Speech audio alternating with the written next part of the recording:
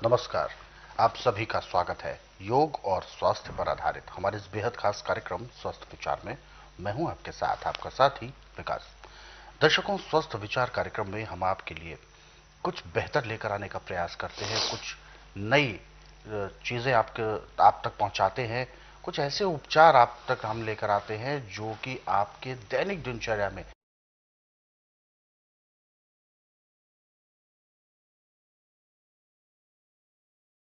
करें, जो एक तरह से आपके शरीर के लिए उपचार का काम करे। अपने आप को आपने निरोगी रखना है, अपने आप को हर प्रकार के रोगों से यदि मुक्त रखना है तो आपको छोटे छोटे बदलाव अवश्य करने होंगे। और इस कार्यक्रम के माध्यम से हमारा सदैव ये प्रयास रहता है कि आपके शरीर में कोई भी रोग ना रहे, अपने रोगों को आप खुद से खत्म करें, उनको लक्षणों के आधार पर पहचानें, फिर उनका उपचार करें। और इन सभी विषयों में हमारा मार्गदर्शन करते हैं जाने माने असाध्य रोग निवारक गायत्री स्थित पंडित श्री लक्ष्मण दास रतन भारद्वाज जी। तो आइए गुरु जी का स्वागत करते हैं और कार्यक्रम की शुरुआत करते हैं।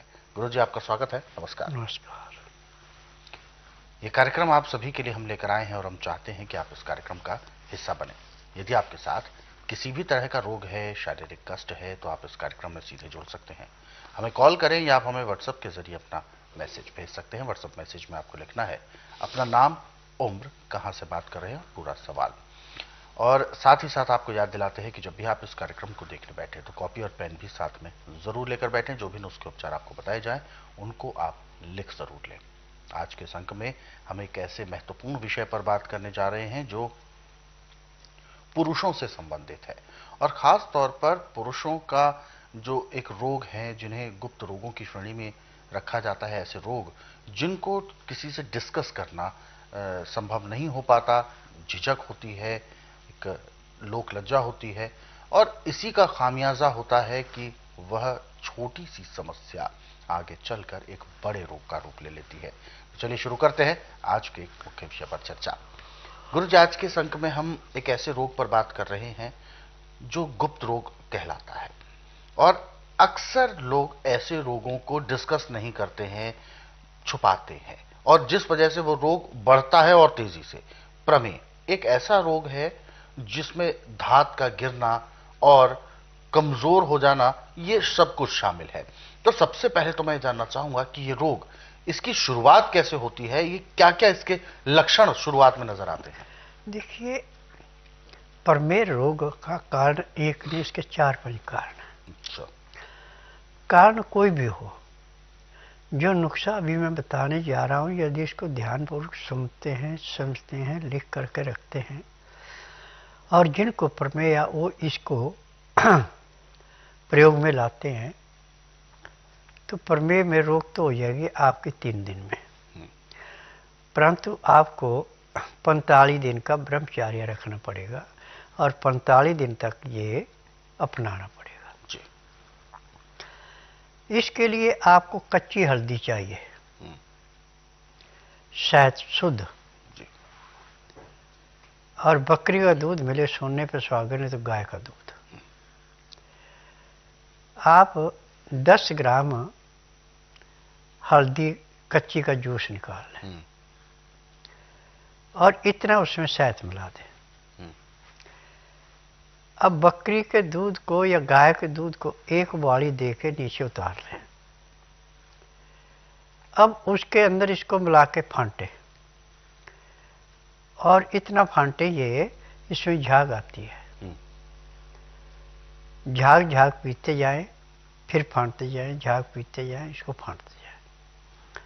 इसको 1 गिलास दूध को पीने में आपको आधा घंटा लगेगा, और इससे आपको 3 लाभ होंगे। एक तो आपको धात पे जो है वो कंट्रोल होगा। जो आपको, जिसको धात होती है उसको कब्ज होती है, आपकी कब्ज टूटेगी। और तीसरा सबसे बड़ा लाभ यह है कि आपकी आंखों की ज्योति धात होने से जो दिन पर दिन कम होती जा रही थी, वो जिस स्पीड से घटी उससे दोगुनी स्पीड से बढ़ना शुरू हो जाएगी। और छोटा सा उपाय है, परंतु यह चीनी से बिल्कुल हाथ नहीं लगाना।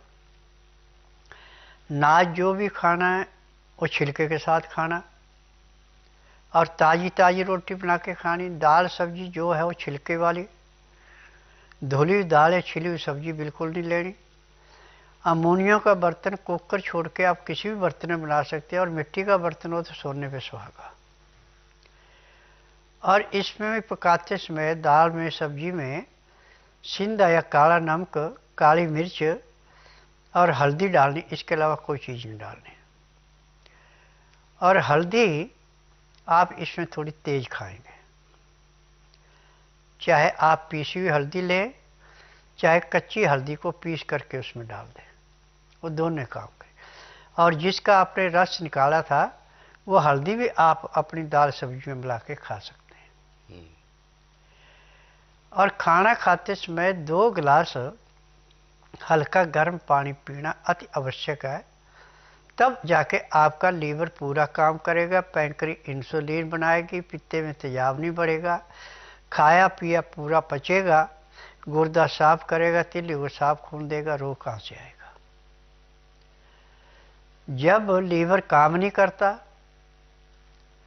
पैंक्री इंसुलिन नहीं बनाती, खाया पिया पेट में सड़ता है, उसका कचरा जो गुर्दों के ऊपर जाके जमता है, इससे रोग आपका दिन दुगने रातें चौगुनी बढ़ता है। और जो गुर्दा थोड़ा बहुत खून साफ करके तिल्ली को देता, तिल्ली उसको स्वीकार नहीं करती, उल्टा टट्टी के रास्ते फेंक देती है। रोग तो यहाँ से फैलता है। औरत का लकोरिया, मर्द की धात, ये कंडम कर देते दोनों को ही। और जो उपचार मैंने बताया, इस उपचार को करते हैं तो भगवान की दया से 1.5 महीने में आप पूरे महाबली बन जाएंगे। अब जब तक आप कोई नशा नहीं करेंगे, चीनी का प्रयोग नहीं करेंगे, बेटैमा खाना नहीं खाएंगे, आपको दोबारा बीमारी होगी नहीं। तो गुरु जी, यहाँ पर हम जानना चाहेंगे, क्योंकि इस कार्यक्रम के माध्यम से हम सभी को जागरूक करने का प्रयास करते हैं, शिक्षित करने का प्रयास करते हैं, तो ये जानना भी हमारे लिए जरूरी हो जाता है कि इस तरीके के रोगों की उत्पत्ति के मुख्य क्या क्या कारण होते हैं। सबसे पहला कारण है आपका बेटैमा खाना।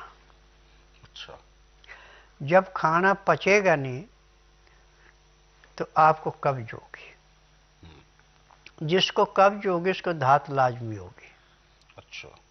मर्द को धात होती, औरत को लकोरिया होता है। दूसरा इसका कारण है चीनी का अधिक प्रयोग करना। अच्छा। क्योंकि चीनी ना तो खुद पचती है और जो चीज खाई जाती है ना उसको पचने देती है।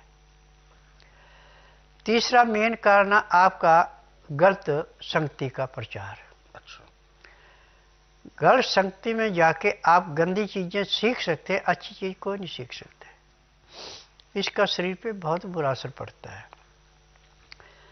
और गंदी फिल्में देखना, गंदी सोबत में रहना, और अपने विचार जो है हमेशा नेगेटिव रखना। यदि आपके विचार शुद्ध हैं तो आपको कोई रोग हो ही नहीं सकता। तो ये इसके मुख्य कारण होते हैं। और बेसिकली ये रोग कितनी उम्र के व्यक्ति से शुरुआत होती है? देखिए, ऐसे तो शुरुआत होती है ये 12 साल के बाद लड़के को। अच्छा। और लड़की को 10 साढ़े 10 साल में हो जाती है। परंतु यदि माँ बाप बच्चे को जन्म से ही अच्छी शिक्षा दें, गलत सोसाइटी के प्रभाव से बचा के रखें, तो 18-20 साल के बाद जब उसके खान पान में गड़बड़ी होती तब होती है। अच्छा। यदि खान पान आपका सही है तो आपको जिंदगी में कोई रोग हो ही नहीं सकता। जितने रोग है हमारे गलत खान पान की देन है। दिन का खाना 12 बजे से पहले पहले है, रात्रि का खाना दिन नाश्ता होने से घंटा 1.5 घंटा पहले खा ले तो सोने पे सुहागा। न अस्त होने के 1 घंटे के अंदर खा लेते हैं तो खाना पच जाता है। जब खाना पूरा पचता है तो ये रोग पैदा होते हैं। अच्छा, ये कारण इसके मेन होते हैं। तो बिल्कुल दर्शकों, कारण बहुत सारे हैं, लेकिन निवारण, इस पर आपको बेसिक ध्यान देना है। और सबसे जरूरी बात, जैसा कि गुरुजी ने बताया, सावधानियां, क्योंकि इस कार्यक्रम को रोगी भी देख रहे होंगे और जो रोगी नहीं है वह भी देख रहे हैं, युवा भी देख रहे हैं और बालक भी देख रहे हैं और खास तौर पर अभिभावक भी देख रहे हैं इस कार्यक्रम को। तो इसलिए सभी से हम ये अपील भी करते हैं कि अपने घर में जो छोटे बच्चे होते हैं इनको समय समय पर उनके उम्र के मुताबिक, उनकी समझ के मुताबिक उनको समझाना चाहिए कि आगे जब उम्र का पड़ाव आता है तो किस किस तरीके के बदलाव हो सकते हैं। और साथ ही साथ बुरी संगत, गलत सोसाइटी, इसका भी आपको ध्यान रखना है, क्योंकि जो बच्चा अपनी संगत में होता है उसको नहीं पता होता कि कौन सी चीज अच्छी है कौन सी खराब है। ये केवल अनुभव के आधार पर अभिभावक ही समझ सकते हैं।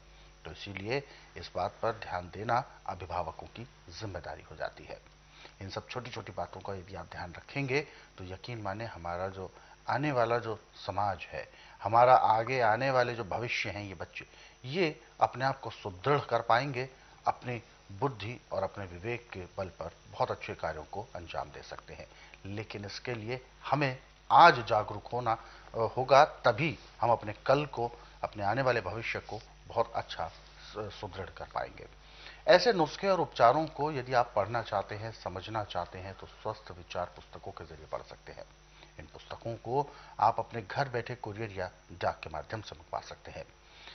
ये पुस्तकें हर एक घर में होना जरूरी है, क्योंकि अक्सर छोटी छोटी बीमारियों को लेकर हम चिंतित रहते हैं, परेशान हो जाते हैं और फिर उसके एवज में डॉक्टर, अस्पताल, क्लिनिक्स, इन सब के चक्कर भी हमें लगाने पड़ते हैं। समय तो नष्ट होता ही है, साथ में धन भी व्यस्त होता है। तो इसीलिए ये सब चीजें आपके साथ ना हो। किसी भी रोग की अगर शुरुआत है तो उसके लक्षणों के बारे में आपको पता होना बहुत जरूरी है और उसके माध्यम से उसका उपचार भी आप करें। तो ये सब पुस्तकों के जरिए आप जान सकते हैं। इन पुस्तकों को यदि आप मंगवाना चाहते हैं तो हेल्पलाइन नंबर्स पर आप कॉल कर सकते हैं। कॉल करने का समय है सुबह 10 बजे से लेकर शाम 5 बजे के बीच। नंबर आपकी टीवी स्क्रीन पर है। और यदि आप इस कार्यक्रम से अभी जुड़ना चाहते हैं, कोई भी सवाल आपके जहन में उठ रहा है आपके शारीरिक कष्टों को लेकर, तो आप हमें कॉल करें या आप हमें व्हाट्सएप के जरिए भी मैसेज भेज सकते हैं। व्हाट्सएप मैसेज में आपको लिखना है अपना नाम, उम्र, कहां से बात कर रहे हैं और पूरा सवाल।